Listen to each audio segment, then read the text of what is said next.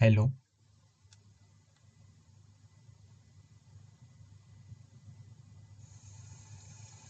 Hello.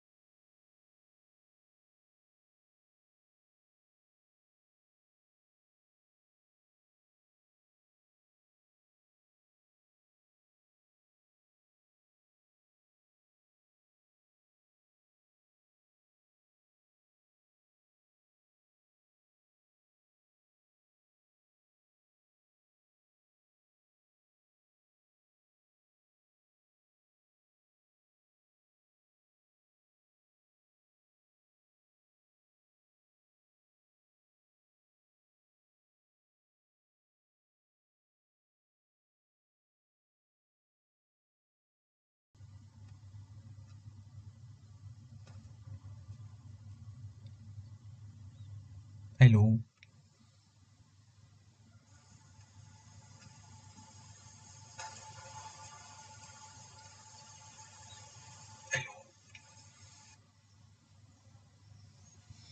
Hello. Yes, so I just tested. I am very much audible. Yes, I am very much audible. Tested it myself. Okay, so what I will be doing now is we'll go through the French grammar. I'll just brush you through the entire French 2-2 grammar. And if there is any reference to the previous semester thing, then I'll let you know. The videos exist, so you could probably go there and watch that specific part. I'll try giving some examples so that you kind of remember what we did in the previous semester. And I will try not showing any worksheet, at least within this video. Maybe you'll make a new video for a worksheet so that this remains a public video and not an unlisted video. Okay, fine. So, grammar. First topic is, and by the way, all of you should be having the link which Balaji sir had sent, right? So, you have all the French worksheets, grammar, everything is there in that. So I'll be referring that, but I won't share it in the video. I'll just write it down. I won't share it because copyright concerns and things, so many things happened last semester. So I'll not be sharing that. So I'll write them here. Okay, first topic. First topic is near future. So near future is nothing but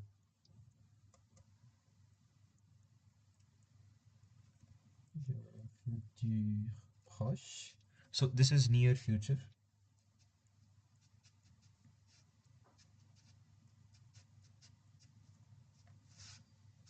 Okay, near future.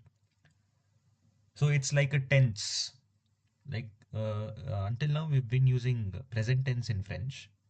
Now we'll be seeing how to write not future but near future. That is a different construction. So I'll write down the construction here. You have to follow the construction, and then you will be good to go. You'll be able to convert any sentence in present tense to near future. So I'll write the structure first, and then I'll start giving examples. Then it will start sinking in. So the structure goes like this: you have the subject, and then you have to conjugate the verb aller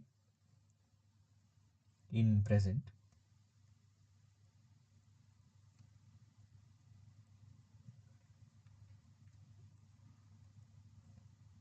You have to conjugate this in present tense, and then you leave the verb that you're conjugating in infinitive.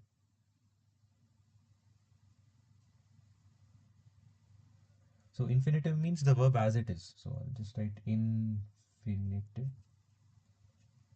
It literally means as it is. However it is, you leave it like that. You don't change it. So I'll give you some examples.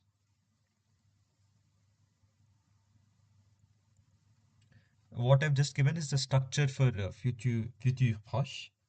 Uh, Someone's asking for the link. 1 minute. I mean, all the links are in the community description. Where is the community description?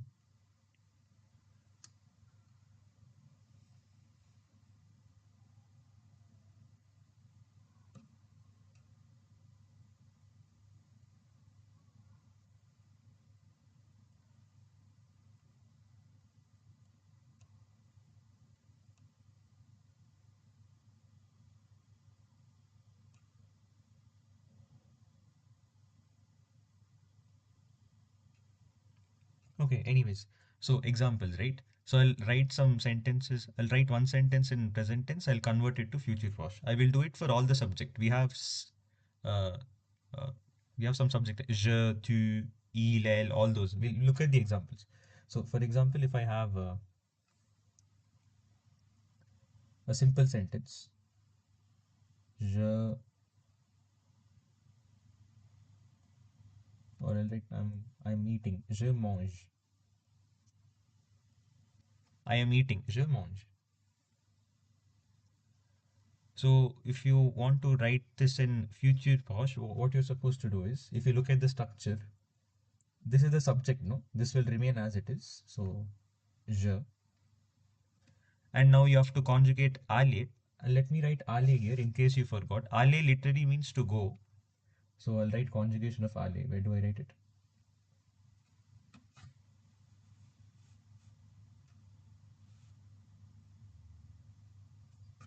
Where do I write it? So I'm writing it on the side. Ale means to go, and its conjugation is like this. Je vais, tu vas. And this aller verb was introduced last semester, so it is assumed that you remember how to conjugate this, but I'm still writing it down here. Il, elle, on va. So it means I go, you go, he goes, she goes, all that. And then nous allons, we go, vous allez. And then you have the plural, they go. Ils, elles vont.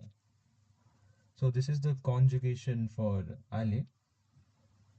We will be using this in the near future. So coming back to the example, where was I? Subject I wrote here. This is the subject. In this example, this is example 1.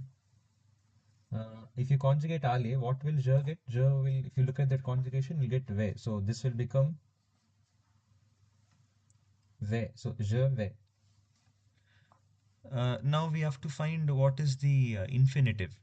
Infinitive means the verb before you change it, right? So this is an infinitive.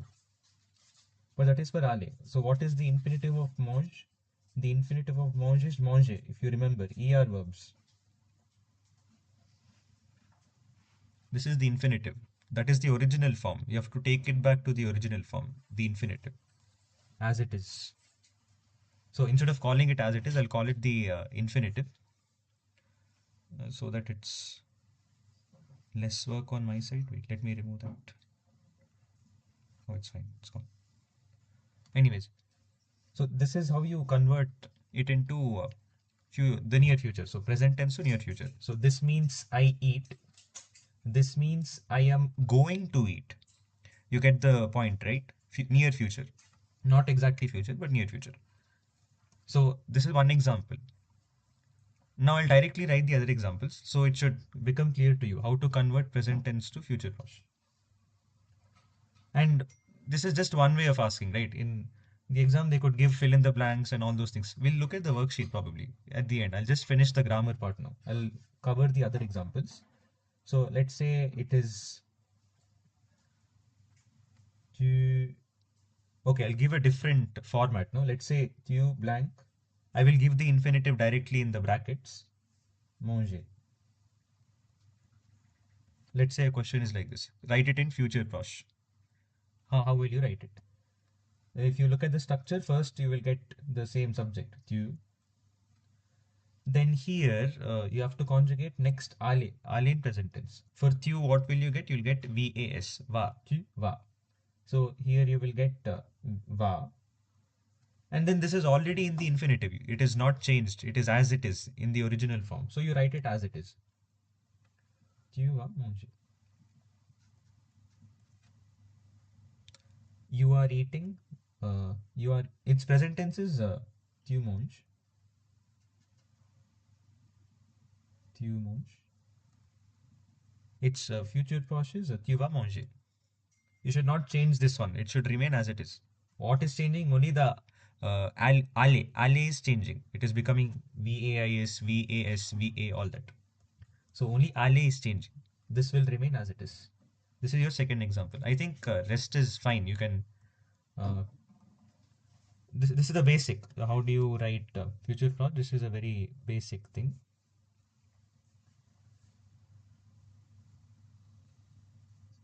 Let's see if there is any other. Okay, I'll take a different example. In not eating now. Let's say. Okay, let's take eel. It's the same story now. You know how to do it now. So let's say I'm supposed to say, let's say he is going to buy. All these vocab are in the worksheets. You'll find them. So To buy is acheter. So il achète is he is buying. Il achète. It's infinitive is acheter. Accents and all you forget. If you remember, you remember. All this you don't have to worry about it. I'm talking about this accent. It's fine. Not going to force you or something. So how do you convert this to future proche? If you remember the structure, first whatever subject is there, you'll get that il. Then in between ale will come. This came in between, out of nowhere. So that's how it is. Because we want to say he is going to. What is he going to do? Buy. He's going to buy. So that going part is represented by ale. So how do you write ale? Il will take. Look at the conjugation. Il will take va. Va. Il va. So il. What will this become? Il va. And then you write the original form of the verb. Ashte. If it's directly given like this, we don't have to do anything. If they give present tense, then you have to convert it back to the infinitive. So il va. What is the infinitive? Ashte. Infinitive is nothing but the original form of the verb. So this is how you convert. I think these three examples are sufficient. We'll look at other kinds of examples. These three are very similar. It's the same basic example of future wash. The other kinds of examples are when you have negatives and reflexive verbs and all those things. So let's see. Okay, next example I'll give negative. What if negative is there? What you're supposed to do? If there is negative, then the structure will slightly change. How will it change? You will have to add NE and PAS. Let me add that here.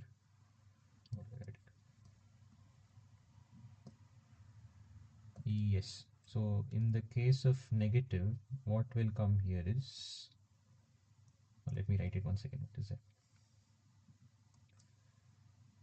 Negative sentence. If you have a negative sentence, what will happen? Subject is there as it is. Subject is there. Subject can be anything. Your noun, your pronoun, he, she, the boy, the girl, whatever it is. The train. And previously we wrote alle conjugation, no? Alle conjugation, and then we wrote the infinitive, the exact verb that we are not changing. Now in negative, what is happening is around this ale we will put ne and pas. That is how you write negative sentences. We'll convert these three examples only to negative. So for example, what was our first example? Je mange. I am eating. It became je vais manger. I am going to eat. So how do you convert this to negative? Simple. Just add ne and pas. It becomes negative. Let me write it again. So first example negative will be je ne vais pas manger. I think now it's clear. Just add ne and pas around the ale conjugation. This will stay as it is. Don't add it around this. This will stay as it is. So this means I am not going to eat. I am not going to eat. Done.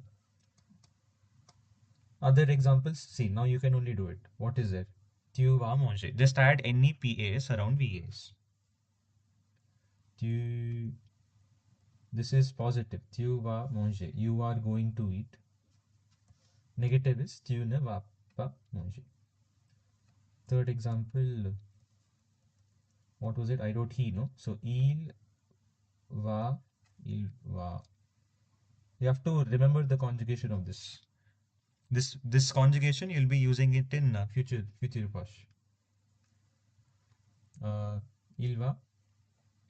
What did I say? Buy. He's going to buy. No, he's going to buy something. A negative, how you'll write? Il ne va pas. Nice. So we covered normal future past. We covered negative also. Is there anything else that is strange? There is reflexive verbs that we have to cover. We have to see. I'll give you some examples over there for reflexive. Let's say reflexive verbs. Or pronominal, I mean pronominal, reflexive, whatever. Basically, wherever you get SC, I'll write SC verbs. Best. They're pronominal, reflexive, we don't bother. Now we see. For example, what kind of verbs you have? You have, if you remember in the last semester, you had sabier, you had se réveiller, you had other se reposer. I'm finding these in the worksheet, so I'm just writing them down. I'll let you know the meanings as well. S'habiller means to dress oneself. Se réveiller is to wake up. Se reposer is to relax. Se promener is to take a walk, something like that, to go out for a walk. Then se marier is to get married or to marry each other, whatever. To marry each other is better. To marry each other. All of these, I think, all of these are in the worksheet. So let us transform everything to future posh, all five of them. So maybe you'll get an idea, or at least three of them. That should give you a good idea. So I'll write the positive sentence and the negative sentence. If we do that, then I think all that will be remaining in this is vocab. The grammar part, you'll get it. Vocabulary, that's a different story. You'll have to see how to figure it out. So I'll convert everything to, first I'll write the positive sentence. So previously we used je, tu and il, no? Now we'll use the other one. Nous, vous, we'll use those. So that all our subjects are covered. So what is the structure to write future posh? First you write the subject. For example, let us take nous. Nous. Okay, we have to choose a verb, no? Okay, let's say we are going to get dressed. Let's say that is the sentence that we're going to write. So we is here. Or okay, let me write the present tense. I'll convert it to future past. So what is the present tense? We are getting dressed. Nous habillons. If you remember from the last semester, this S apostrophe becomes nous. Okay, let me write that table also. What does SE become? SE changes to what? SE changes to if it is je, it changes to ME. If it is tu, it changes to TE. If it is il, L, or O, it changes, it remains the same, there's no change. If it is nous, it changes to nous. If it is vous, it changes to vous. Or else it remains the same. And in case there is a, if there is a vowel, then it will become S dash. That is one thing to remember.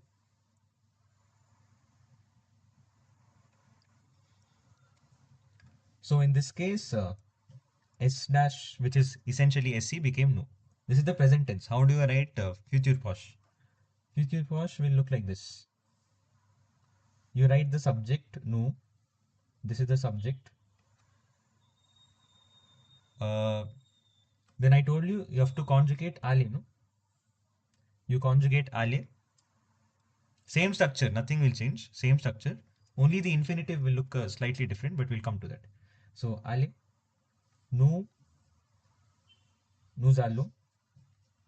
So conjugation of ale for nous is allons, because if you look at this table, you can see nous will get allons, nous allons. So we are going to get dressed, no? We are going. Now we have to see this one. This is our verb. Its infinitive is this one. What is its infinitive? This one. S'habiller. S'habiller is the infinitive. But since nous is here, S dash will become nous. And infinitive means no change, no? So habiller will remain as it is. This will not change. This S dash will change. That's why I gave this table here. SE, S dash, that will change. So this is your new infinitive. So structure is same, no? I told structure in the beginning. Subject you have subject plus ale plus infinitive. Subject I wrote, ale conjugation I did, infinitive as it is I kept. Here the only change is it is having SE. So SE will change accordingly. You see here, SE, you can see, I gave the table, you can see. Nice. We'll look at two more examples, then maybe it will sink in. Okay, before that, convert this to negative also. If negative is there, what will you do? I told you, negative is there, what will you do? Around ale conjugation only, you will put NEPS. I will write it down, you can see. No, or let me write it. What do I do? Okay, no. First I'll write positive. No, we are going to get ourselves dressed or something like that. We are going to dress ourselves. We're going to get dressed. So negative, where will it come? Around this, no? So you will add NEPAS. But if you notice A is here, no? So E will become an apostrophe. So you'll have N apostrophe PAS. So you'll have N apostrophe PAS. We are not going to get dressed. That is the meaning. Nu na lopa, nu zabiye. This will remain as it is. Nice. This is one example. This is reflexive, no, the pronominal, whatever it is. You have SC there. Positive, negative. Done. We'll go to next example. Which example should we take?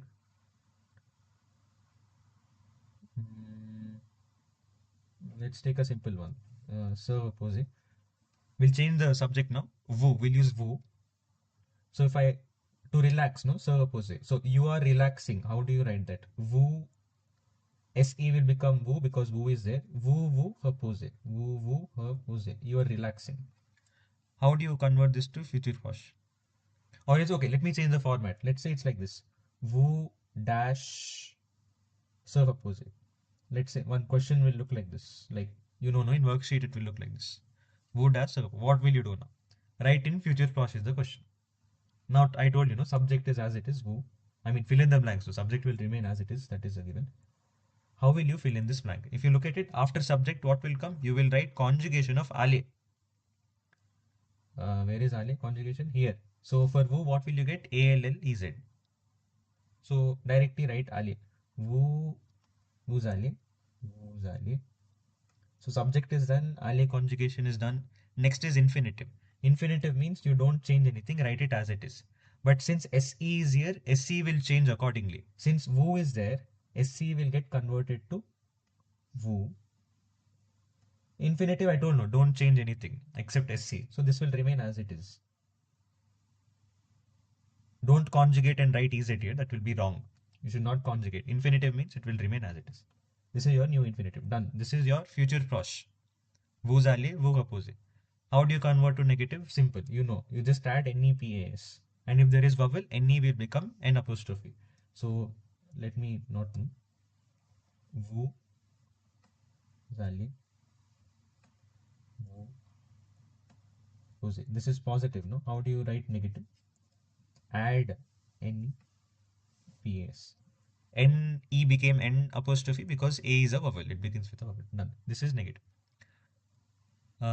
There could be one more format. Directly they can give negative in the brackets itself. Let me give that example also. Now let me change the subject as well.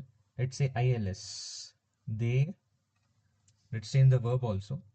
They are going to get married. They're going to marry each other. Let us write this. So se marier is to marry each other. So how do I write that? SC will, what will SC? SC will remain as it is because ILS has the same thing. Nothing will happen there. So il se marie. ER verbs conjugation. No, I'm writing present tense for now.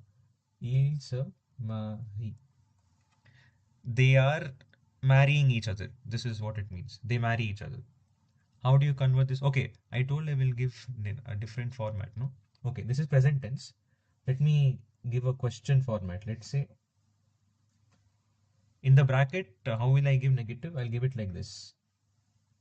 NEPAS. Here if you notice in the infinitive, NE and PAS won't surround the verb, but you don't have to worry much about that. This is just in the bracket. Let me write it.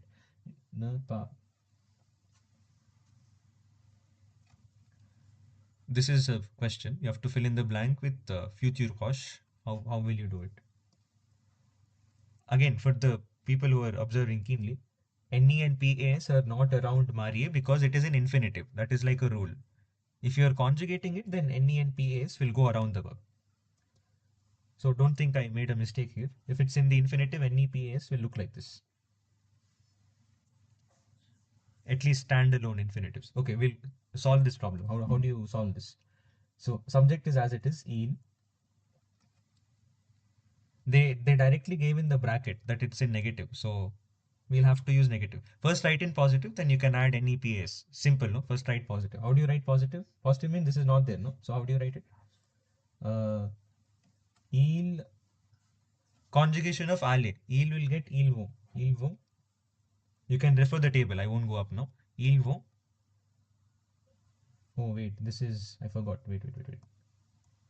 No, there's an SC, no? How could you forget? There's an SC. So for ILS, SC will remain SC only. You can go to the SC table and see. It is still SE. So ils vont se marier.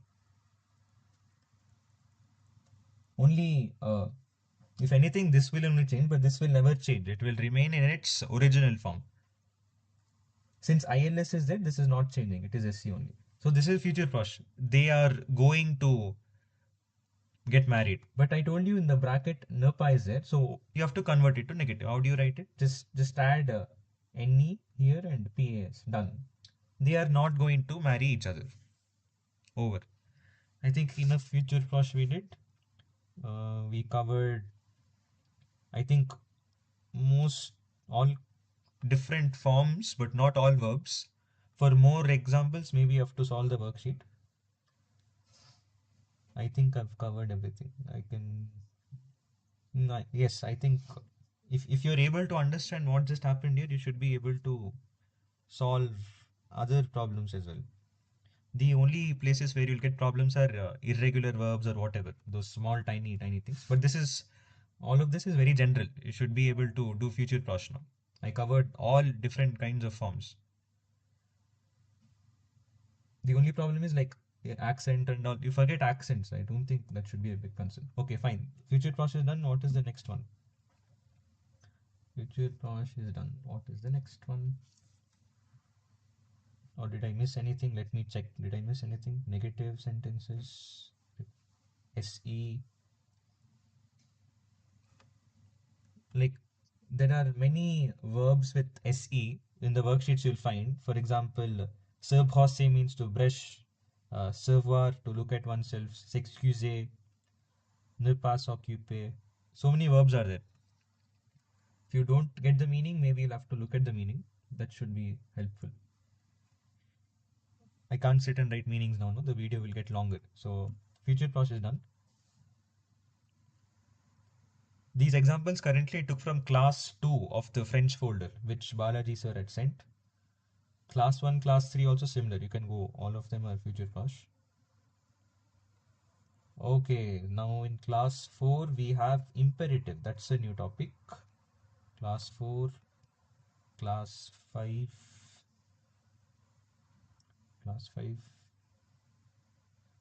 Yes. So new topic after future prosh we have imperative. L'impératif. L'impératif.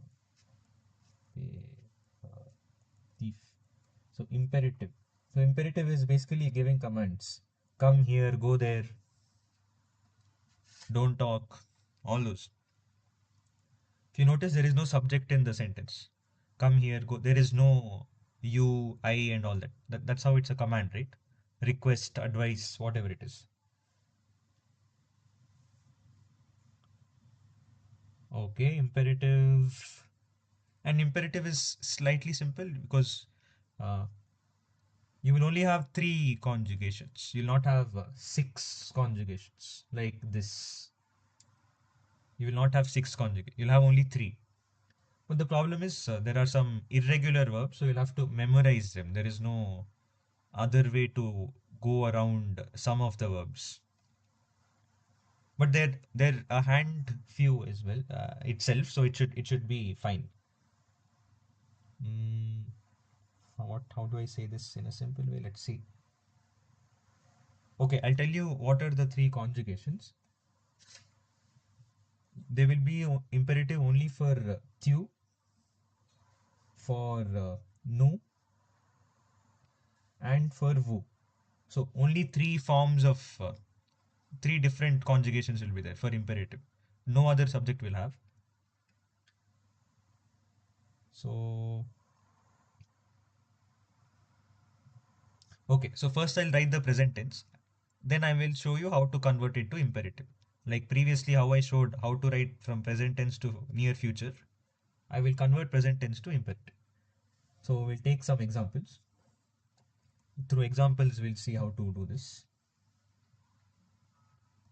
We write three forms, three forms only. So you have three conjugations. We look at one example. Mm, okay, in the worksheet there is one example. Tu regardes, you watch. So this is present tense. You are watching. No, I'll start with a simple one. I am watching. Je regarde. I'll let you know why I'm not going with you regarde. So je regarde. Oh wait, Arey, je has no. But what is this? Okay, I'll start with vous. Vous regardez. I do not want to start with you. There is a reason. I'll tell you why. Vous regardez. You are watching. You are watching. How do I convert it to imperative? Simple rule. Drop the subject. What do I mean by drop the subject? Just remove this. And done. You're done. This is your imperative. See, this is very simple. So, vous regardez means you are watching. Now, simply if I write regardez, it means watch. So you're either ordering someone, suggesting someone, whatever it is. You're asking someone to watch. Watch. Regardez. Just watch. You can fill the sentence. Watch the match. Watch me. Whatever it is. Regardez. Watch. This is imperative. This is one example. Let me give one more example with nous. Let's say we are watching. Nous regardons. Nous regardons. We are watching. So imperative, how will it be like? In imperative, it will be like let us watch. Imperative will be let us watch or let's watch. How do you write it? Drop the subject and then you're good to go. Drop the subject, you're good to go. So what is the new sentence? Your new sentence is just regardons. Let us watch. Let's watch. This is your imperative. So two forms are already done. Now we'll come to tu form. So tu form is there. So let's say you are watching. So tu regardes. Tu regardes. And mind you, these the all these all this is from regarder, right? Er verbs. So whatever I'm doing here will apply to all er ending verbs. Parler, habiter, visiter, arriver, all those er ending verbs. So whatever I'm doing here for the first three examples will apply to all the er verbs. The only slight change will be irregular verbs. There you have to memorize. I'll show you those examples. I'll write them here. Okay, tu regardes. How do you convert this to imperative? Same thing, you just drop the subject. But for tu, you're not good to go. You even have to drop the s. That is one extra rule for tu. That's why I didn't start with tu. So finally, if you want to say to your friend or someone, watch. So you simply say regarde. If you're talking to someone, let's say professor or something, you say regarde. Or if you're talking to many people at once, regarde. Because wo is there. So anyways, this is your imperative. Drop the subject and then in general you're good to go. For tu, you have to remove the s as well. So regarde, regardons, regarde. This is your imperative. This is the basic imperative. With this, you can solve all questions which have ER verbs. If they are not ER verbs, we'll see what to do with that. And if there are reflexive verbs, what will happen? If negative comes, what will happen? We will see. We will see in a short while. So let's see if I've covered the very basic part.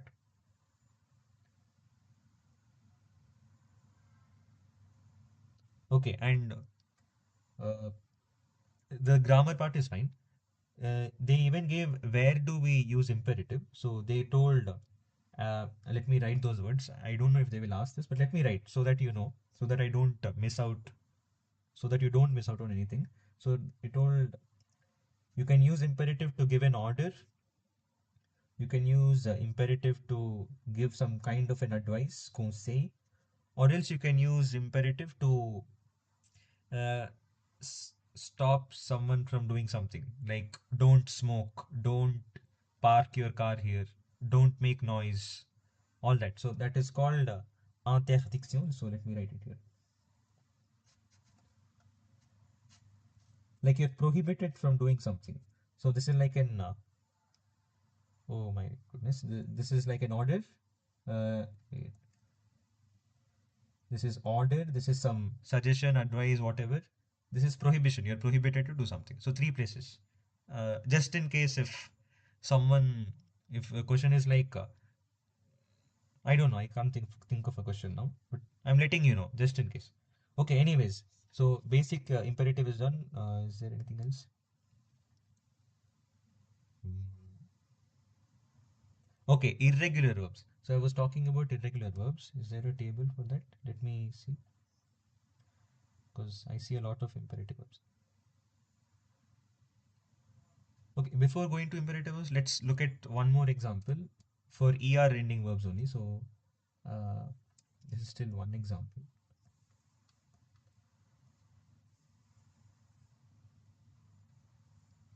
Another example, let's say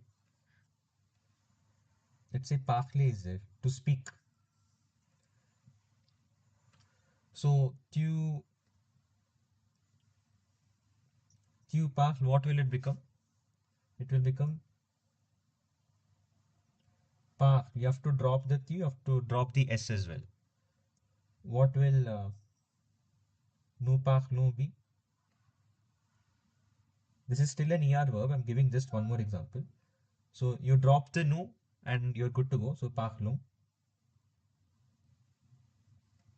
And vous parlez. Drop the vous and then you're good to go. Parlez. Fine. I think you spent enough time dealing with ER verbs. Irregular verbs or negative. Okay, let's try to convert this to negative and then we'll look into irregular verbs. So the same example, the first example, I'll convert it to negative. How do you convert it to negative? Uh, you will just have to add any PAs. That's it. Around the verb. So let me write the positive imperative. Speak. Parle is speak. Its negative will be ne parle pas. Don't speak. Don't speak. Speak, don't speak. Same story will, the same rule will be applied to all the other examples as well, all the other forms as well. So what was the other one? Parlons. Parlons. Let's speak. Let us speak will become let's not speak. Ne parlons pas. I am simply adding any PS around the verb. Uh, last form parler. Wait.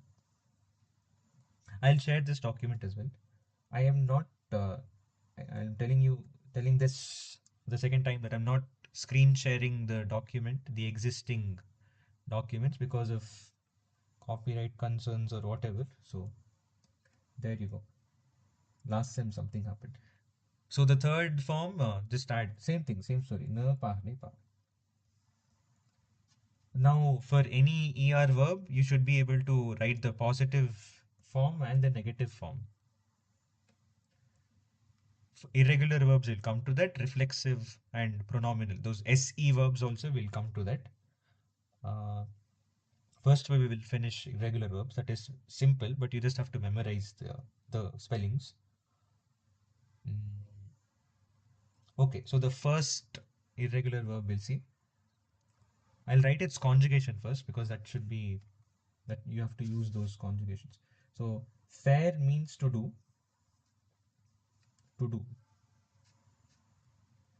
I'll not write the subject. Direct conjugations I'll write. I think by now you should be, or will there be place? Let me write the direct conjugations. So je fais, tu fais, il fait, nous faisons, il fait, font. So this is a present tense conjugation of faire. In this, what we will be using is these: the tu form, the vous form, and the nous form in our imperative. So if you want to say do something, like in the worksheet, the example is do your homework. So let me write that example. Let me write in present tense and then let me write the imperative. Present tense will be you are doing your homework. So you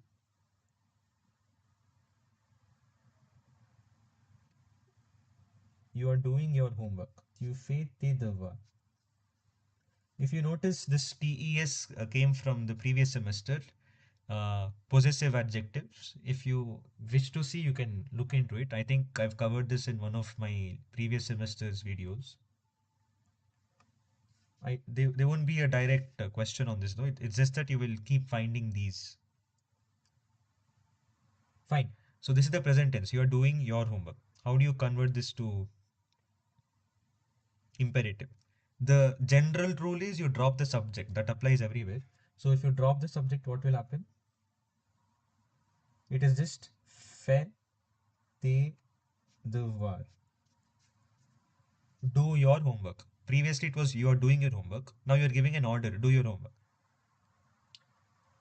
Here I'm not removing the S because Q is there, but I'm still not removing the S because that rule is for ER verbs. These rules are for ER verbs, not for other verbs. Fair is not an ER verb, it's an irregular verb. So don't remove the S here. That will be completely wrong. Whatever rules I gave here are for ER verbs, but dropping the subject is common. You have to drop the subject, whatever verb it is. So here I drop the subject, but I will not remove this S. Bear with me. Don't forget this. Don't remove the S. So do your homework. Let us go to the nous form. Nous form is, let's say, nous faisons. We are doing our homework. Nos devoirs. Nous faisons nos devoirs. We are doing our homework. Well, how do you convert to imperative? Drop the subject and then you're good to go. Let's do our homework. Faisons nos devoirs. Let's do our homework. The last form is fait. You see, if you see, it's not like this or whatever. It's FAITES. That is why it's an irregular verb, and that's why I'm saying for some verbs you have to memorize the spellings. There is no way around. So you are doing your homework. So vous faites tes, and this is the infinitive. In case you're wondering, this is the infinitive. We've seen this verb before as well. Like if you remember,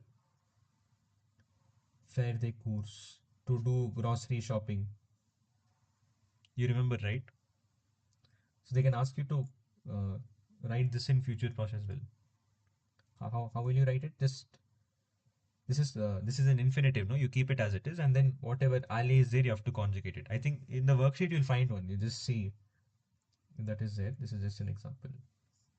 Anyways, so vous faites tes devoirs, not tes. Vous faites vos devoirs. How do you convert this to imperative? Just drop the subject. Done. Faites, faites vous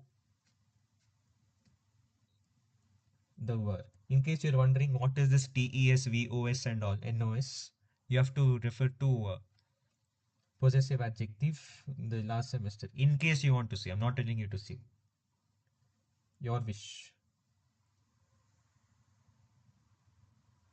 In case you want to see. No, I'm not asking you to see possessive.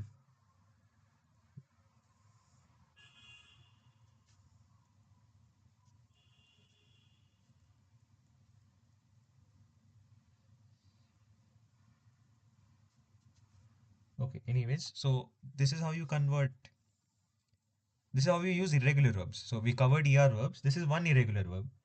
I will give you some more irregular verbs there in the worksheet that I can see. Mm, okay.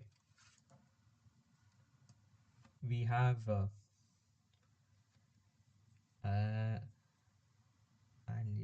Ali. Ali is in irregular verb. Ali conjugation I gave, but I'll give you the imperative conjugation. Imperative means what will happen? Ali will become Ali in imperative has for tu you have va. Here the s is drop if you notice, because in Ali tu has where is it? Ali tu has vas, but here we won't use the s. But you will tell me, I only told you not to apply that rule. You have to apply that rule only for ER verbs. See, the thing is, these are all irregular verbs, so that's how it is. The spelling is like this. So for Q, you have va. For no, we have the same spelling. Here, the spelling won't change. Nuzalu. And for vu, it is the same thing. The only thing is here, s is missing. That's it. So these are the imperative forms. If you want to say someone, go, like go, come, what, just go. So you simply say va. If you want to say let's go, allons. So if there's some sentence like let's go to the cinema, you have to say allons au cinéma. Let me write some examples. Let's go to the cinema. So what will that be?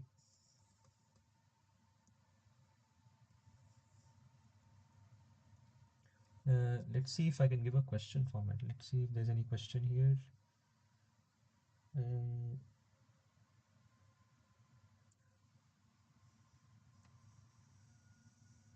let's say it's like this.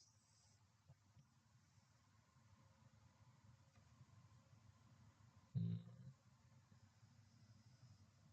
I mean, I don't want to give multiple. Okay, let me write the sentence only because, okay, let's see. Let's go to the cinema will be allons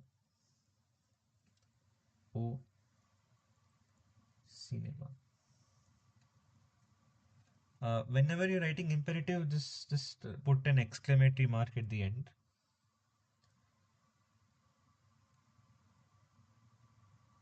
It, at least when you're writing prohibition, interdiction, when you're writing that at least. Or else if you don't want to think, just spam exclamatory marks whenever you write imperative. It's like you're giving an order or whatever. At least that's what we were told. But it's fine if you put full stops as well. But generally, to be on the safe side, use exclamatory marks whenever you're using imperative. So this is let's go to the cinema. I am trying to search for other verbs which are irregular.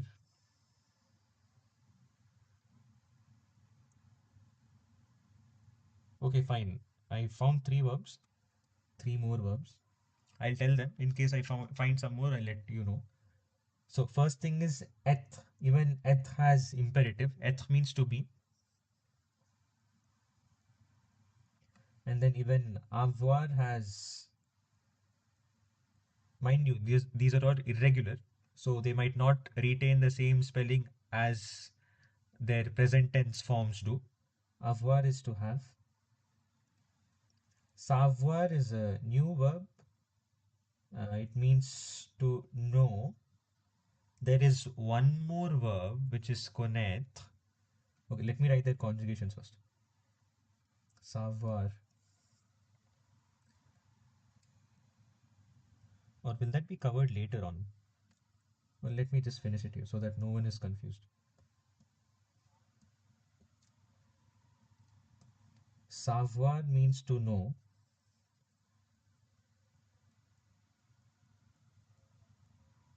But connaître also means to know.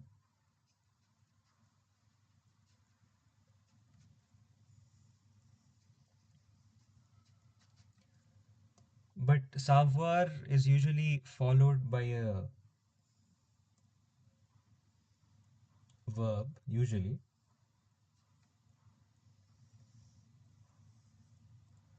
Or some clause. I'll give some examples. Connaître is followed by a noun.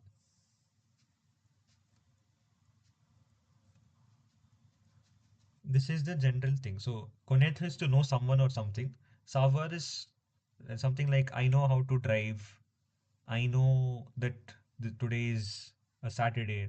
All those kinds of things. So I'll give the conjugation now, because in the worksheet or in at least one of the worksheets I've seen the question is fill in the blanks using savoir and connaître. So you'll have to know where to use where. Let me write the conjugations. Je sais, tu sais, il, elle, on sait, nous savons, vous savez, il, elle, savent. To know, and connaître is kind of long, its spelling is long. Je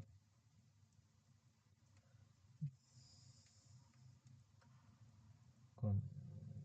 Oh my goodness, it will take a lot of space. Let me this.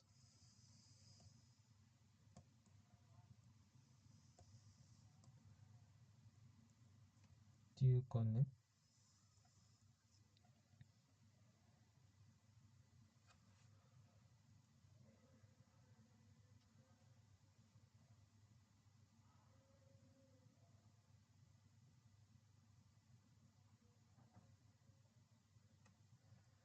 And then here also there is a weird accent. So if you can remember, above the I there is a hat kind of an accent.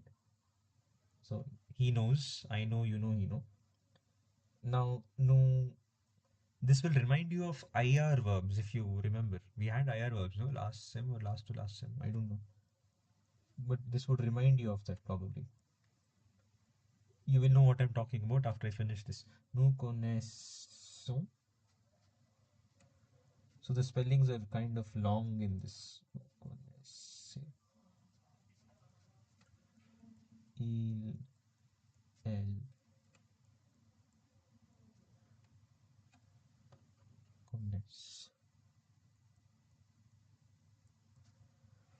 Okay, these are the present tense conjugations of these two new verbs, in case they ask you to fill in the blanks with this or something.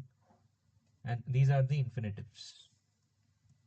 In case you want to write future, proche, or whatever, these are the infinitives. Okay, now where was I? I was trying to give you the imperative forms of each of these verbs, right? Verbs. So imperatives will look like this. Être. You have to memorize here. Nothing looks the same as the present tense forms. So for tu it will be sois. For nous it will be soyons. For vous it will be soyez. So it literally means be. So if you want to say be calm, be patient, be happy, you'll have to use sois. I'll give an example. Let me give an example. So sois. Let's say courageous. Be courageous. Courage. Be courageous. It's imperative. Imperative means you don't have the subject here. It's dropped. You're not saying you are courageous. That will become tu a. If you remember eth conjugation, tu es courageux. You are courageous. But this is like an advice or something. Be courageous. Okay, anyways, and this also. Let us be courageous. Soyons courageux. Soyez courageux. Whatever it is. So this is the tu form. This is the nous form. This is the vous form. In imperative, you only have three forms. This is irregular. That's why the spelling is strange. Now coming to avoir, this is equally strange. Across the three, there will be similarity, but if you compare it with, see, if you compare it with the present tense, there is no similarity in spelling. So you have to remember them. So avoir, Q form is A, I, E, A. And no form is A, Y, O, N, S, A, yo. And then you have A, ye, A, ye. So if you, something like have, what do you have? You're asking someone to have something. So, example, what could be an example? Have, can you think of an example? If you're simply asking someone to have money or something, no, that's a very bad example. Example, you, oh, give me an example with have. I have water. No, a command, have dash. Have they had have you been to school today? No, that's a question. Like, be patient, have something. Okay, let's say you're asking someone to have a car, just have a car. That,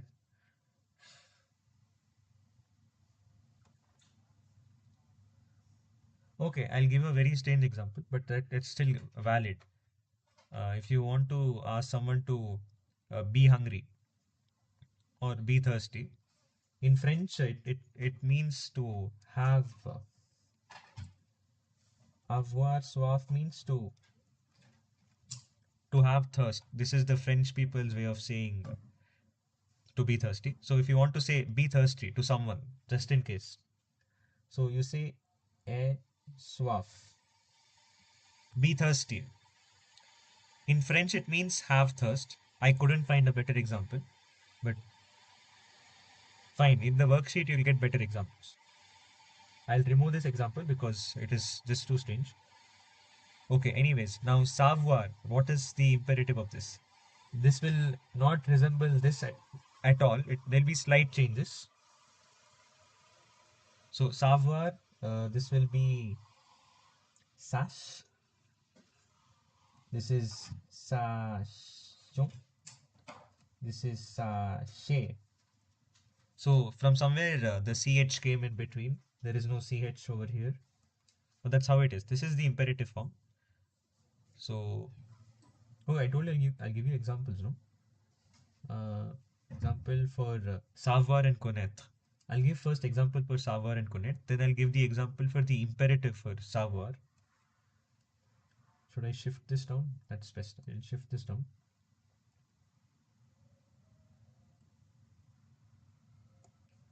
So some example for Savoir and Connaitre. I should have given. So I told you followed by a verb, no? So let's say you want to say I know driving. So you will say je sais. In the worksheet, the word driving is there, so that is conduire. This is an infinitive. So I know driving. Je sais conduire. This is one place where followed by a verb is there. Followed by a clause means, let's say you're asking someone, do you know where is Hector? Do you know where is Hector? So where is Hector is like a clause. It's not a noun. So uh, that would be a question, no? So let me put savez-vous. Savez-vous. Do you know where is Hector? Où est Hector. Do you know where is Hector? So here both of the examples are for savoir. For connaître, you should have noun or a thing. So I'll give you one more example. If you want to ask something like, do you know Hector? Do you know Hector? Hector is a noun. So there you will get connaître. So connaissez-vous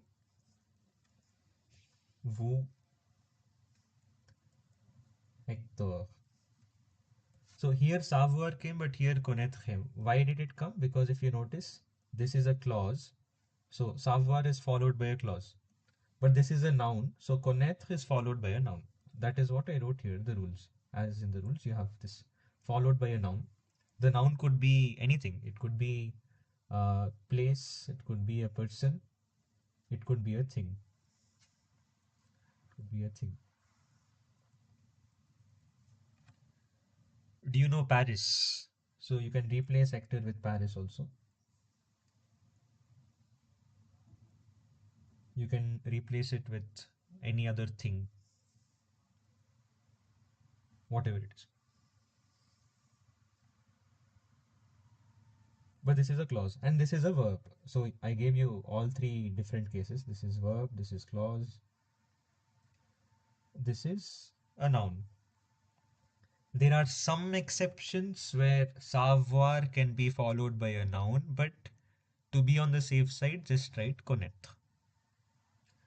There are exceptions in this where savoir could be followed by a noun, but for the purposes of this exam, just write connaître if there is a noun, and you should be good to go. Fine. Coming back to the examples of the imperative forms, I wanted to give imperative examples for savoir. So where do you, okay, in the worksheet, I think there is this example. The sentence is know your lesson, something like that, I guess. Let's see. Okay, know the rules of the game. That is a good example. So to know the rules of the game. But the rules of the game is a noun. Interesting. Fine, know the lesson. Hey, what should I give example? What example should I give? I'll give this example right now.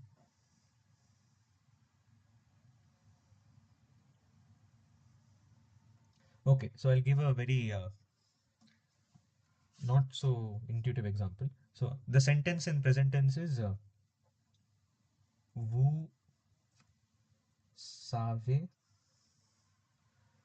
Okay, it's a simple. I'll give it very simply. I got one now. You know how to drive.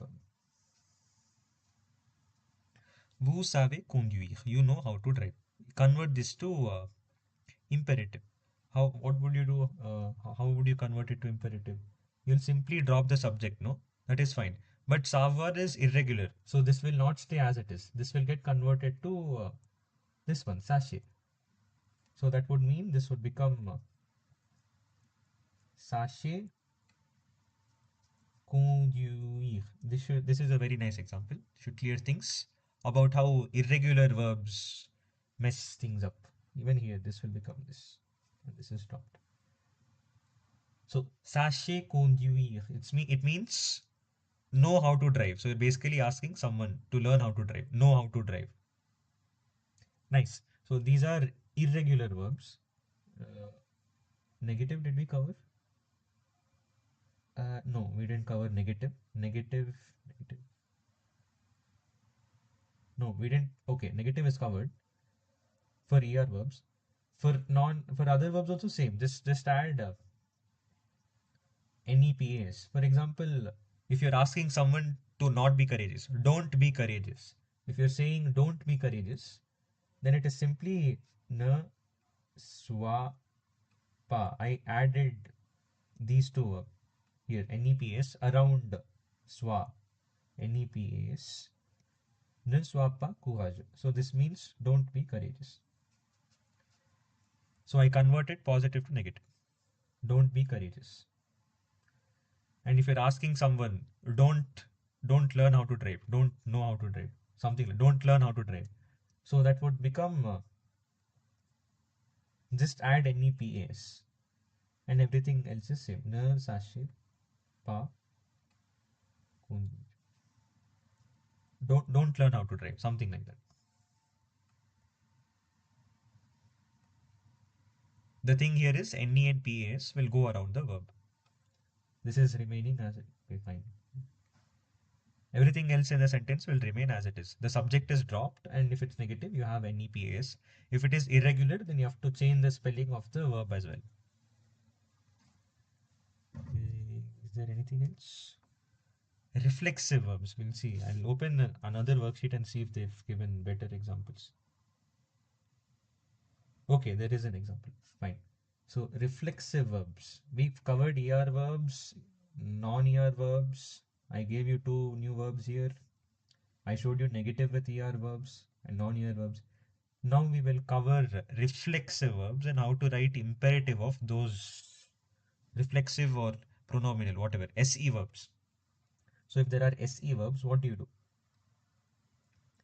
SE verbs.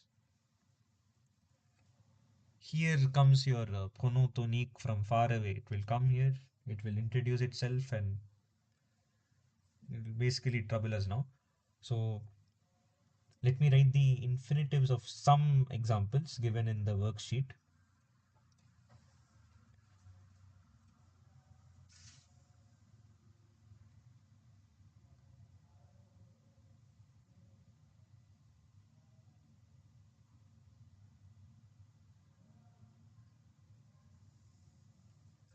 So one example, I'll write all the examples. Se lave means to wash, right? To wash oneself. Se lave, I'm writing these from the worksheet. Se lave les mains. So to wash hands, to wash your hands, to wash one's hands. Se brosser, these are the SE verbs, no? And this is the object later on. Se brosser les dents, to brush one's teeth. Se sécher les cheveux, to dry one's hair, to dry one's hair. Se coiffer, to comb. And the last example in this worksheet is se couper, to cut hair, les cheveux, cheveux. To cut hair, basically. Couper is to cut, coiffer to comb, to dry, to brush, to wash, hands, teeth, hair. Okay, fine. These are some SC verbs. How do you convert these to imperative? Interesting. So I'll take one verb and write all the three forms, the tu form, the nu form, and the vu form. And then we will see how to convert it into negative as well. So we'll see two things, the positive form and the negative form for SE verbs. Which one should we take? We'll take this one. To brush, we'll take this. A random example. So if you're asking someone to brush your teeth, something like that, that is imperative. I'll write all the forms. So tu form will look like this.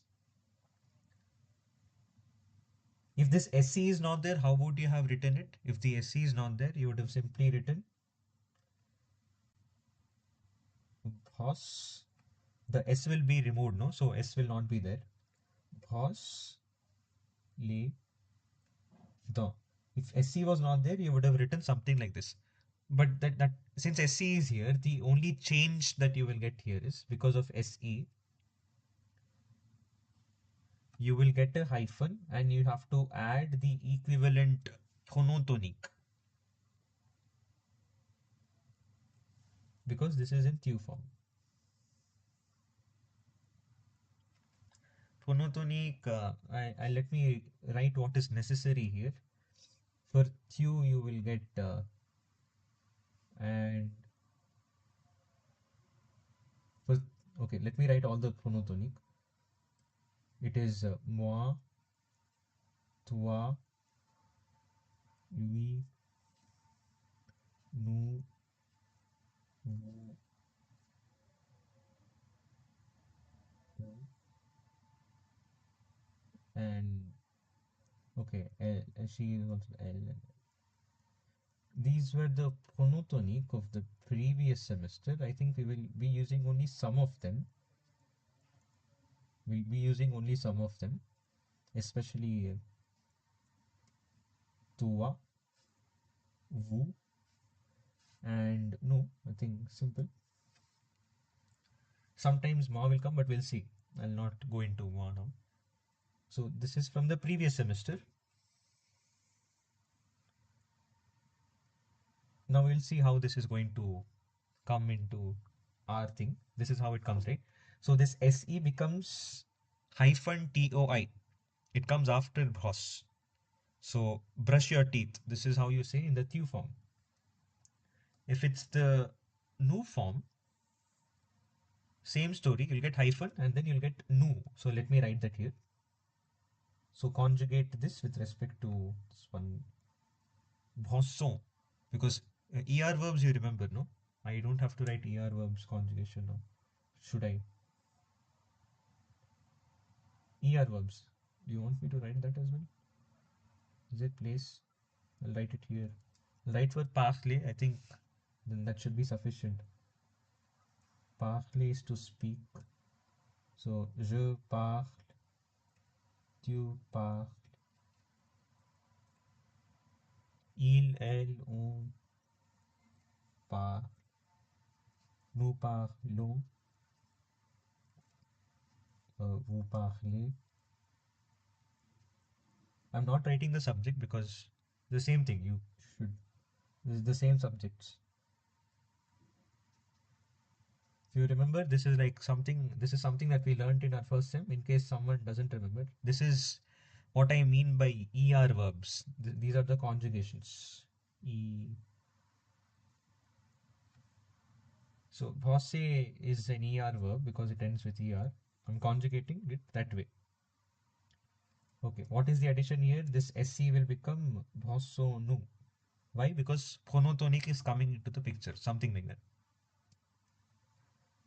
This will remain as it is. Those who know French, kind of, you might be wondering, if I'm saying brush your teeth, why is LES there? But LES will be there. If you're still wondering why, just meet me later or something. This will not become Bo or something. It will be still LES. So this is the new form. Wu form is the same story. Just conjugate. You see, if there was no SC, you would have simply written brosse les dents. But now that SE is there, you have to put hyphen and write its phonotonic form. Vous. So toi, nous, vous. So these are the three forms in imperative for SE verbs. And this is positive. This is for positive. Same story will apply to all the other verbs here. Same story. And this is an ER verb, so S is not there here. Basically, all of these are ER verbs. If you see ER, ER, ER. Nice. So it should be easy to conjugate. Now I will show you the negative form. How do I convert this to negative? See, the thing here is when you write it in negative, let me write the base. You'll get NE and PAS, right? Let me write it here first. Everything else is same, no? Ne pas les dents. Now in the inside, this will not remain as it is. What will happen is you will have pros, but this phonotonic will disappear, and then you will have to write the SE form of it. So you will get TE here.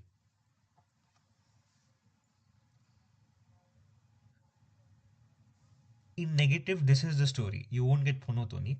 Instead, you will get your basic thing. Previously, how you used to write, same way you will write.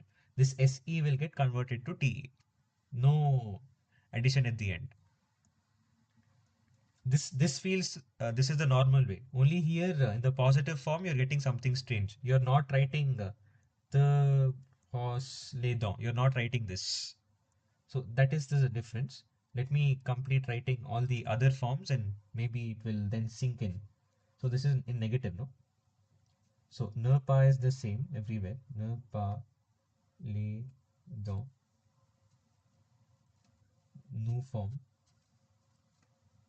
Ne pas lay down in the vous form. So what did I tell you? Since the hyphen thing is not happening and it is not going to the right side of the, it will stay wherever it is. You simply have to convert the SE form. Simple. So simple in the sense, what will this become now? SE will become nu. And then you write your conjugation for son. Same story for vous as well. So vous, SE will become VOUS. And then you write the conjugation. So that is the difference in the positive form and the negative form whenever these SE verbs come into the picture.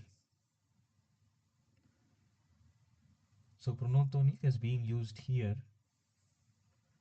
but here the SE forms are being used.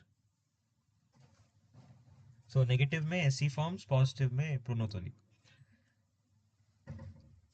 So I think we've covered imperative as well, except for, I don't know, if there are any irregular verbs that I'm missing, we'll have to see.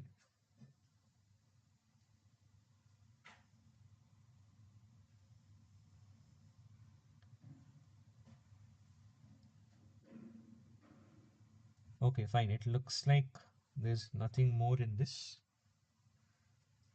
except for one small note. Negative, we write it with NE and PAS, right? This will give us the negative form. In the worksheet, they've mentioned one more new thing. If you write NE, if you replace PAS with jamais, it would give the sense of never. So I'll give you an example.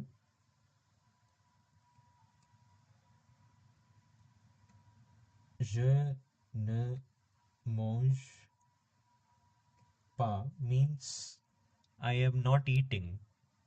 I don't eat. Something like that. But if I write je ne mange jamais, it means I am never eating. Something like that. I am never eating. I'm writing eat because that's a simple example. You can put whatever verb you want here. Okay, fine. This is a very small note. It was there in the worksheet, that's why I'm covering it, or else I wouldn't have covered this.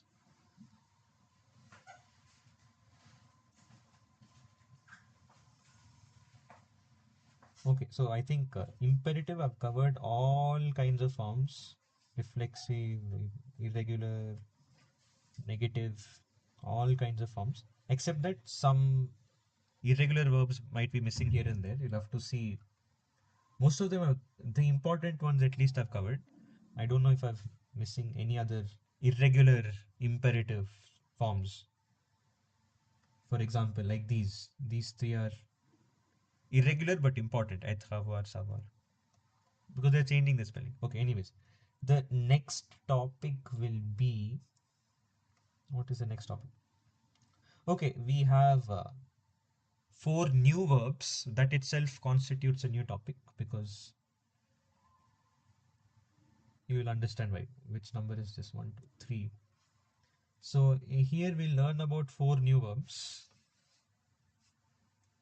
I'll have to write their conjugations as well. The 4 new verbs are, let me write topic as 4 new verbs.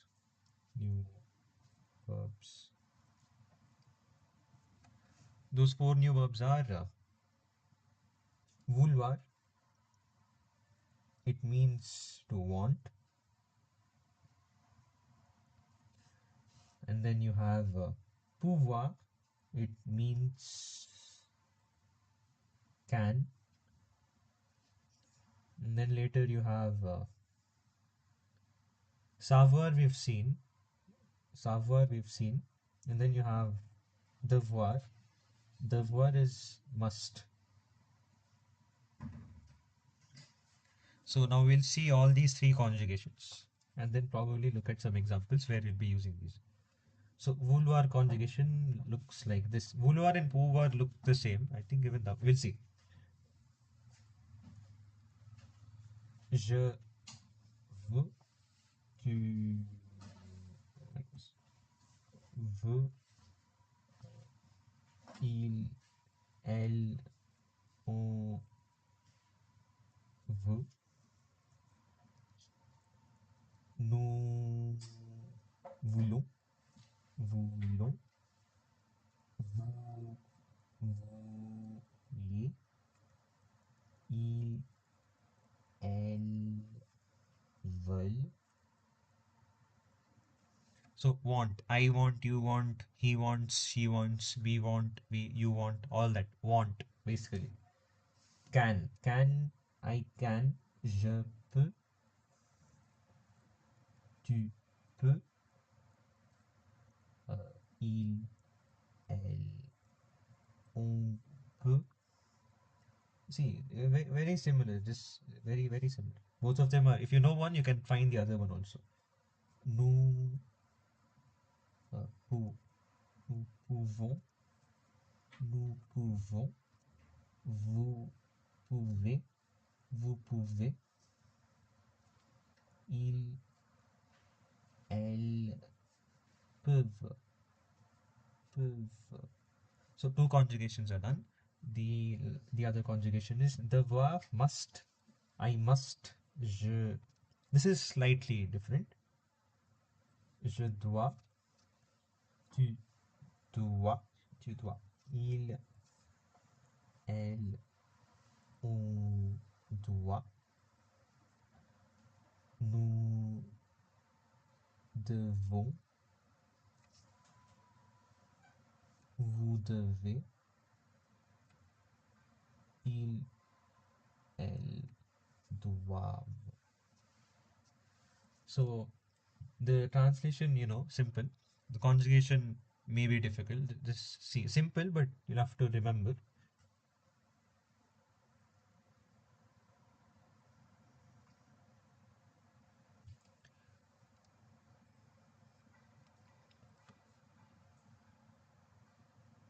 So you'll use must when you have some obligation to do. I must travel, you must travel, whatever it is. And if you're prohibiting someone from doing something, you can say you must not do this. So negative form of the word. If you want to express possibility, you can use pouvoir.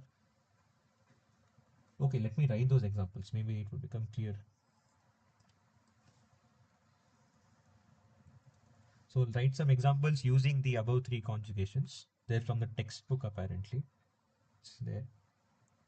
You must work. You must work, not travel. Travailler. Tu dois travailler. See, whatever verb comes after devoir, pouvoir, or vouloir, it shall remain in the infinitive. You should not change that. Don't conjugate. So this means you must work. Another example, you must not watch TV. So negative is simple. It will go around whatever you're conjugating. So if I'm conjugating must, the word, you must not watch. You must not watch. Vous ne devez pas. Vous ne devez pas. You must not watch. Infinitive. You should not change the next second verb. Regarder. It is the same. Er. You must not watch the television. The other example, you're asking, can I stay? Can I stay? Can I stay? So there is a question that's asked using intonation. We had three different forms of asking questions. Je peux rester. Rester is to stay, not to rest. Rest is se reposer. This is to stay. Can I stay? Can I stay? It's like I can stay with a question mark. I can stay. Yeah. Can I stay? The other example is oh, uh, yes. The other example is something like you can't do something. I can't speak French. So je ne. I can't. Je ne peux pas parler. Whatever. I can't speak. Whatever it is. I can't speak. And savoir, you know how to use. I know how to speak, or I know how to drive. That is, we've covered savoir, so I'll not be covering it here. Did I cover vous? No.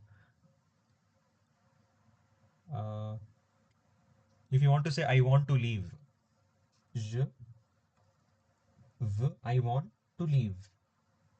Partir. Partir is to leave. We saw this in the previous semester, so you're not conjugating this. Don't conjugate. This will remain in the infinitive form. Only this is being conjugated. I want to leave. So I've given all some, not all, some examples covering all these three verbs. Let's see if there is anything else. No, see, now the only thing in this topic is you're supposed to know where, in which blank, you're supposed to use which verb. That's the only thing here. Want, can, must. You should know where to use where. Conjugation you'll remember, but where to use where you're supposed to know.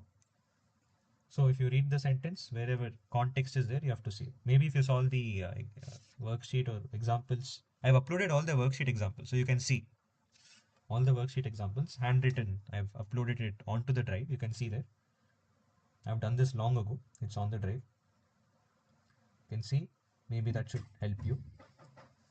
So there's nothing much to discuss in this. So I'm moving on. Class 7. Let's see. Yes. So in this topic, nothing much other than learning the conjugations and knowing where to use which verb. The next topic apparently in the folder is Connaitre versus Savoir, but then I've already covered it here only. Where is this? Here, Connaitre versus Savoir. The worksheet has some examples. I kind of covered the very basic part, and that is very much enough. There's nothing more than what I've taught. Okay, there is one standard expression. I'll write that here. If you're asking, do you know what time is it? There is one standard expression, so I'll write that here. Last time we used quelle heure est-il, but here there is one more expression with savoir. Tu, tu sais l'heure, tu sais l'heure qu'il est. This is like a standard expression.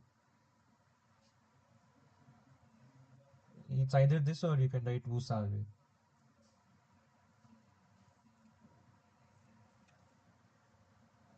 This is like a standard example. Here, time is a noun, but then it is savoir is there, connaître is not there. That's why it's like an exception. This is like an exception. It's standard. So I told you, no, there are some places where savoir can be followed by a noun. This is one case. They only gave it in the worksheet, so I'm giving it back to you people. One more exception is if the noun is like lesson or something. Let me write that here.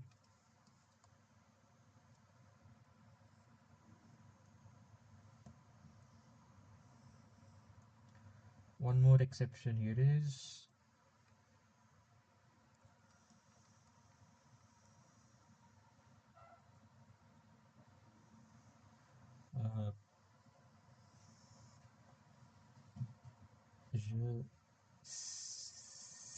je sais ma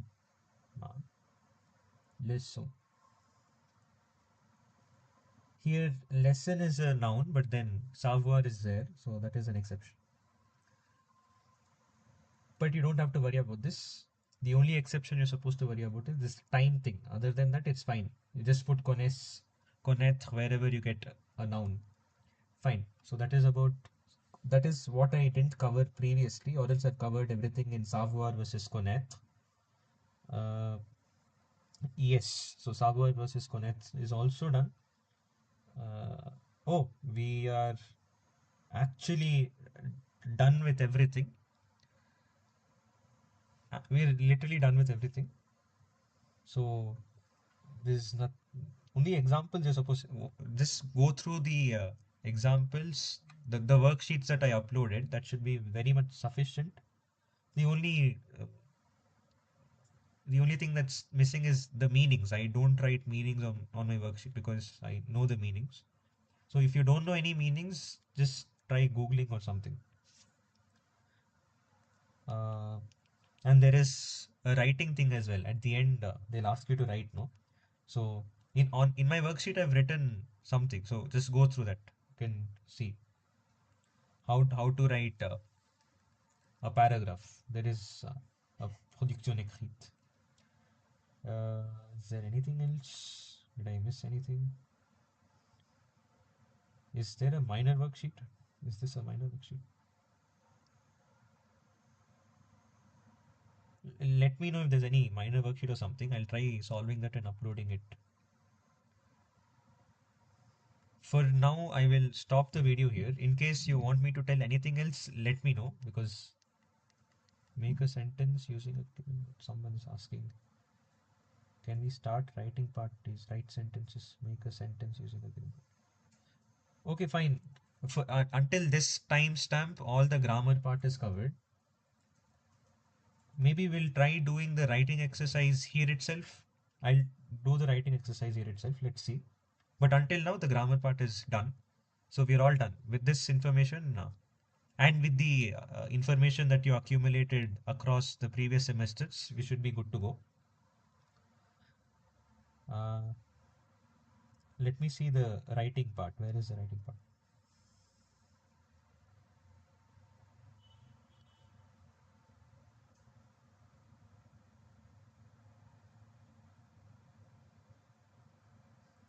Okay, wait. I can't show the worksheet.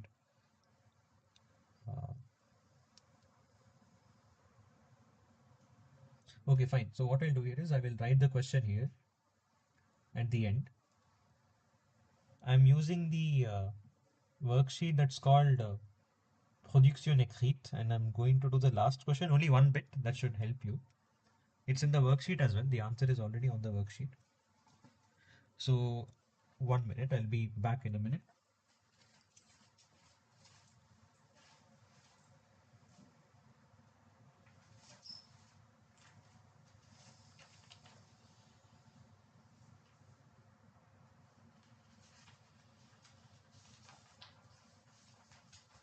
So yes,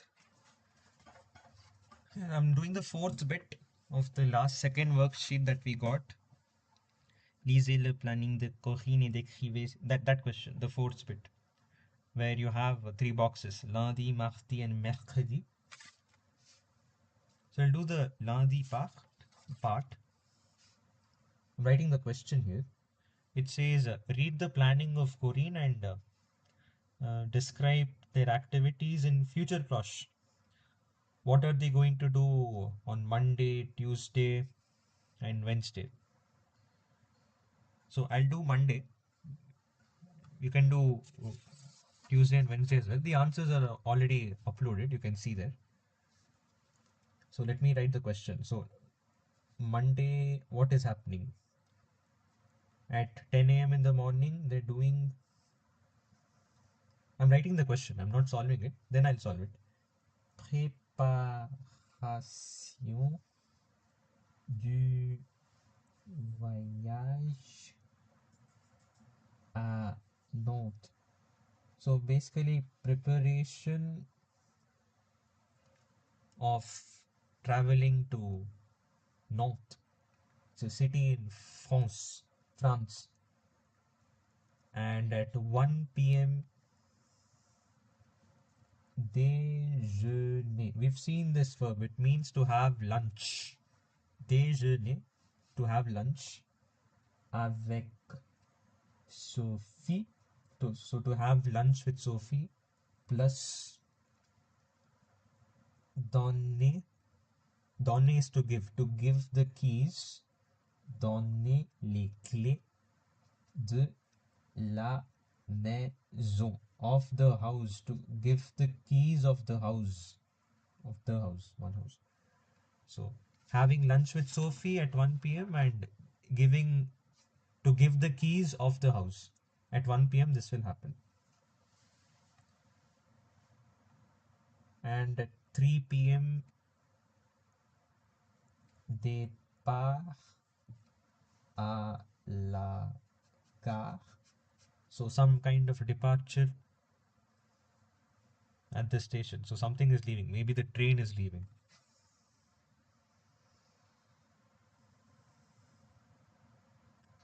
I mean, there is a slight confusion. Is it the train leaving or did she leave for the station? So it doesn't matter. As long as you're writing correct sentences, it shouldn't matter. There was some ambiguity when we were discussing this in class. Arrivé, arrived at Nantes. So it's basically the train left the station and the train arrived at the new station, Nantes. So now we have to write this in future proche. That is the question. If you read the question, you'll find futur proche in the question. How do we write this? They've given the first sentence for us. What did they give? They've given us lundi. Lundi. You can write numbers. You don't have to write the words itself. That's what our ma'am told at least. So you can simply write à 10 heures. Lundi à 10 heures. If you read the question, you'll get to know that Corinne is doing something. So all of this is Corinne's doing. Corinne va préparer. So what does this mean? Corinne is going to prepare. How did we get this? Because this is already given in the question, but what if it's not given? How do we get this? So Corinne is going to prepare for a voyage, right? So you have to find the, what do I say, the corresponding verb. So which verb will fit here? Prepare, preparing for her voyage. So see, it's like you're supposed to write some French sentences at this point. These will help you. So préparation is there. So just write préparer. Corinne va préparer son voyage. So what does it mean?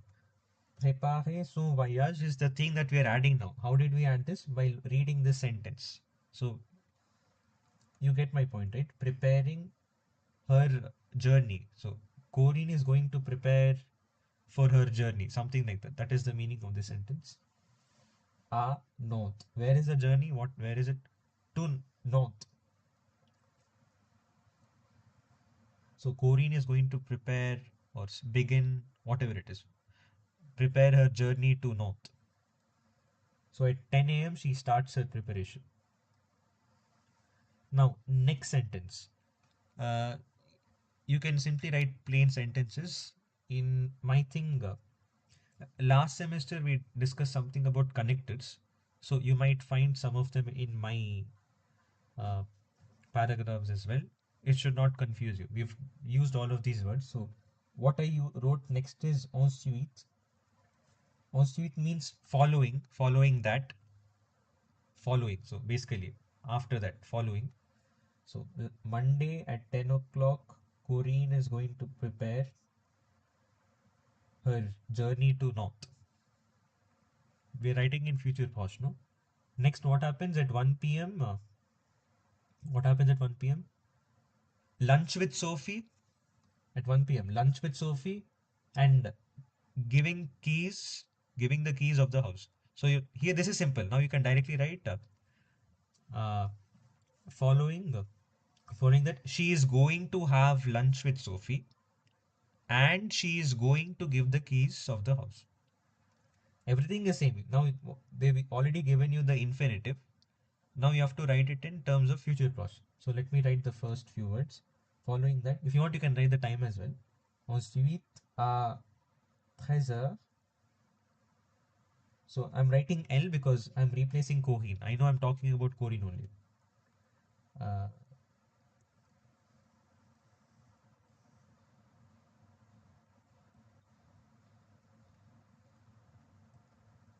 so what are we adding here? Future proche, right?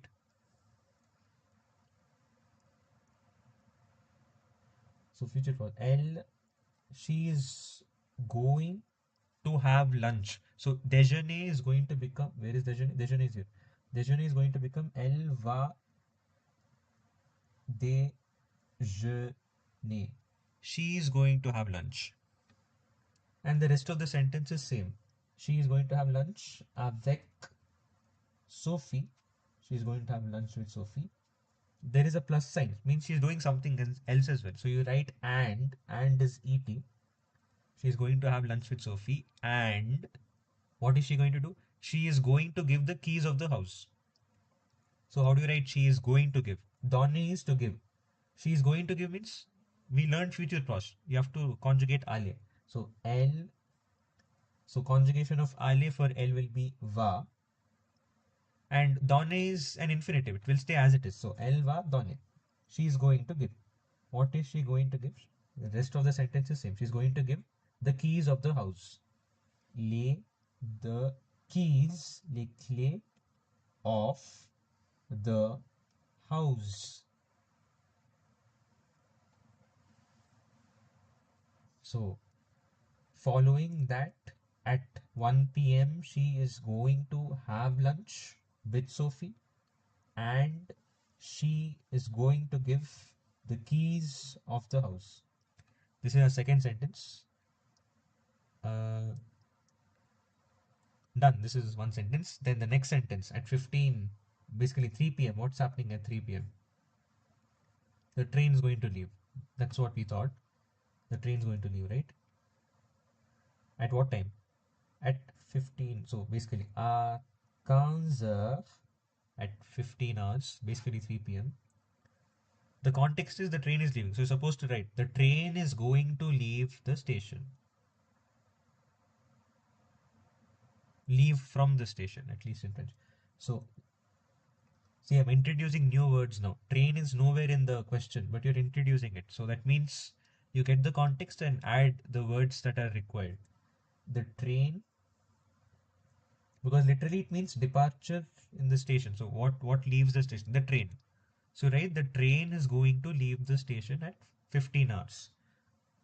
So leave is partir, which we covered in the previous semester. So partir, sortir, whatever verb you know, you have to like use them now at this point. So the train is going to leave. How do I write future clause of partir? See, train is like il, masculine. So for il conjugation, it is va. I don't have to go back to the table. So le train va partir. The train is going to leave. Le train va partir. From where? From the station. So gare is railway station. So de la gare. The train is going to leave from the station. And is something going to happen? And then when will it arrive? You can make a new sentence. It's suggested that you don't combine everything into one sentence. Make different sentences. So this is one sentence. You can make one more sentence now. At 16 hours 30, right? So what time is it? 13, 14, 15, 16. 4:30? 4:30. At 4:30 you will arrive at North. You can write whatever. So for example, finally, enfin, finally, à 16h30 at 4:30 p.m. What's happening? The train's going to reach the station, but you don't have to write that. You can directly write Korean is going to arrive at North. If you want, the train reaches that also you can write, but it's about Korean. So now you can write Corinne reaches Nantes. So enfin, 16h30, Corinne Corinne is going to arrive. So Corinne, future proche, no, because that is the question. Write everything in future proche.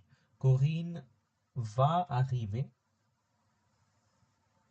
This is the conjugation of aller, if you remember the structure of future proche, and this is the infinitive. So Corinne is going to arrive. Where? Where is she going to arrive? À Nantes, in the city of Nantes. Nantes. In the worksheet that I uploaded, the sentences slightly change, but it doesn't matter. As long as you're writing, you can look at this document, you can look at my worksheet also.